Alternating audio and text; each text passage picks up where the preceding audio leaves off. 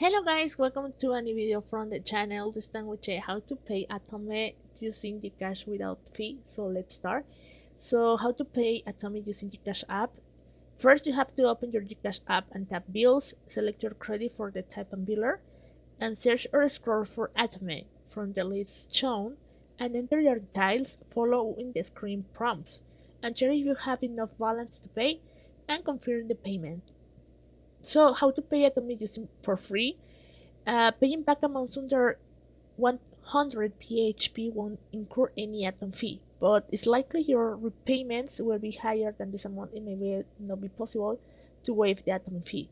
So the alternative bet is choose to repay the instant pay. This won't incur any Atom fee, but do double check if your bank will charge you before you process.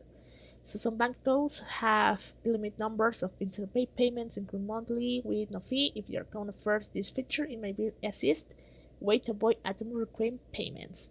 So guys, well, that's the way to do it. I hope this works for you. Thank you for watching this video. Remember to subscribe and don't forget to give us a thumbs up to this video.